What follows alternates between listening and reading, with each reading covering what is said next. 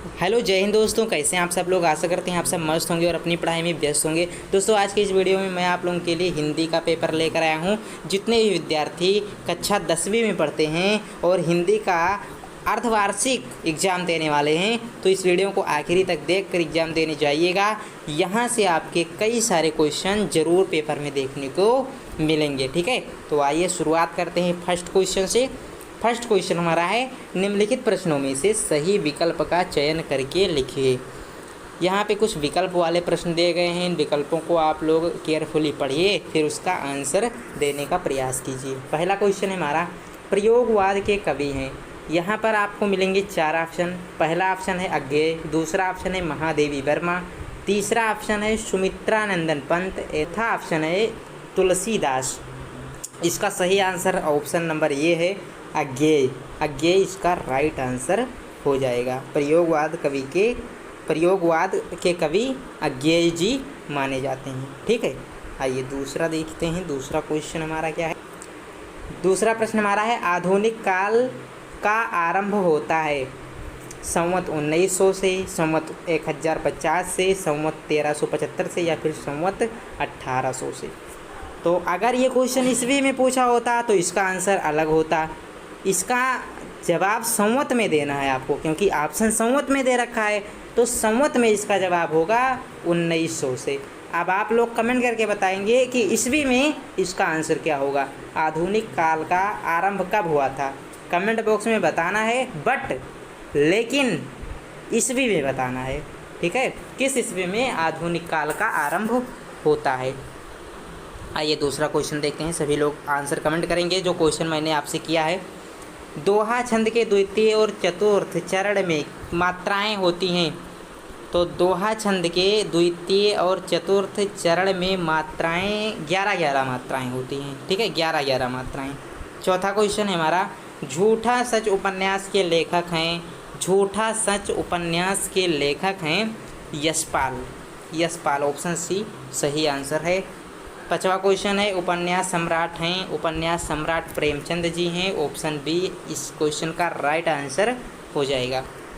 दूसरा प्रश्न, रिक्त स्थान में सही शब्द चुनकर लिखिए।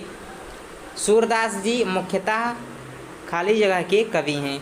तो खाली जगह पे इन दोनों शब्दों में से कोई शब्द चुनकर भरा जाएगा। अब बताइए आप लोग कौन सा शब्द आना यहाँ पे अच्छा होगा, मतलब कौन सा शब्द यहाँ पे भरें किस जो सही हो। सूरदास जी मुख्यतः किस रस के कवि थे, बताइए किस रस के कवि माने जाते थे सूरदास जी। तो ये थे दोस्तों, आपको ध्यान रखना है, ये वात्सल्य रस के कवि थे सूरदास जी। आई होप आपको पता रहा होगा। पता था ना, बिल्कुल आप लोग जानते रहे होंगे, ऐसा मैं मान सकता हूँ। लेकिन जो विद्यार्थी नहीं जानते थे, याद रखिएगा, बहुत इम्पोर्टेंट है। सूरदास जी वात्सल्य रस के कवि थे। अभिनय तत्व की प्रधानता खाली जगह काव्य में होती है। अभिनय तत्व की प्रधानता श्रव्य काव्य में, ये गलत है, दृश्य काव्य में होगी। किसी चीज़ का अभिनय करने के लिए हम उसे सुनकर अभिनय नहीं कर सकते, बजाय देखकर अभिनय कर सकते हैं। ठीक है, सुनकर अभिनय करने इसके बजाय हम देखकर अभिनय करने में सक्षम होंगे। तो अभिनय तत्व की प्रधानता दृश्य काव्य में होती है। तीसरा क्वेश्चन, परशुराम के गुरु कौन थे। परशुराम के गुरु भगवान शिव जी थे। चौथा क्वेश्चन, निराला ने बादलों को खाली जगह के समान सुंदर बताया है। अब निराला ने बादलों को किस प्रकार सुंदर बताया है, किसकी तुलना की है बादल को, कि बादल किस प्रकार सुंदर है, किसके समान सुंदर है, यही आपको बताना है। तो यहाँ पे देख लीजिए, ऑप्शन में आपको मिल जाएगा। यहाँ पे आपको 2 विकल्प हैं, इन्हीं दोनों में से आप लोग बता सकते हैं कि इसका आंसर क्या होगा। तो आप लोगों को पता होगा, निराला जी ने केसों से की है बादल की तुलना। ठीक है, कि बादल केसों के समान सुंदर हैं। चौथा, निराला की अधिकांश रचनाएं, निराला जी की अधिकांश रचनाएं क्या हैं। तो ये इनकी रचनाएं मुक्तक छंद में मिलती हैं ज़्यादातर रचनाएं। ठीक है, मुक्तक छंद में ज़्यादातर रचनाएं इनकी देखने को मिलती हैं। तीसरा क्वेश्चन, सत्य या असत्य शब्द चुनकर लिखिए। सत्य या असत्य बताना है। इन कथनों को ध्यानपूर्वक पढ़ेंगे, उसके बाद में कौन सा कथन सही है और कौन सा कथन गलत है ये आप लोग बताएंगे। पहला देखिए, जयशंकर प्रसाद का जन्म वाराणसी में हुआ, तो ये कथन तो आपका सत्य है। वर्णिक छंद में गुण बहुत महत्वपूर्ण है, ये भी आपका सत्य हो जाएगा। ठीक है, ये भी आपका सही हो जाएगा। फिर अगला है, उपन्यास में कई भाषाओं का समावेश है। ऐसा बिल्कुल भी नहीं है, उपन्यास में इतनी सारी भाषाओं का समावेश कैसे हो सकता है। उपन्यास में कई सारी भाषाओं का समावेश कभी नहीं होता, तो ये भी आपका असत्य कथन माना जाएगा। नाटक गद्य विधा की रचना नहीं है। नाटक गद्य की विधा नहीं है, तो ये तो गद्य की विधा है ना। नाटक गद्य विधा के अंतर्गत आती है, गद्य के अंतर्गत आती है। ठीक है, नाटक, तो ये आपका सत्य कथन होगा, क्योंकि लिखा गया है नाटक गद्य विधा की रचना नहीं है, तो ऐसा तो नहीं है भाई, ये अपवाद है इसका, तो यहाँ पे होगा असत्य। काशी संस्कृति की पाठशाला है, बिल्कुल ये आपका राइट आंसर यानी कि ये सत्य कथन आपका माना जाएगा। बादलों के हृदय में कौन छुपा है, आपको बताना है। ये जो 1 से 2 नंबर वाले क्वेश्चन हैं, इनका आंसर आप लोग खुद हल करेंगे दोस्तों, खुद आप लोग लिखेंगे। ठीक है, क्योंकि इसका आंसर थोड़ा सा कठिन है मेरे लिए बता पाना यहाँ पे रनिंग वीडियो में, क्योंकि इसे लिख कर समझाया जा सकता है। तो आप लोग ट्राई कीजिएगा कि आप लोग अपने बुक से पढ़ लीजिएगा। मैं क्वेश्चन बता दे रहा हूँ कि ये क्वेश्चन आपके एग्ज़ाम में ज़्यादा आएंगे। ठीक है, ज़्यादा पूछने के चांस हैं, इसलिए आप लोग इन क्वेश्चन को ज़रूर तैयार कर लेना।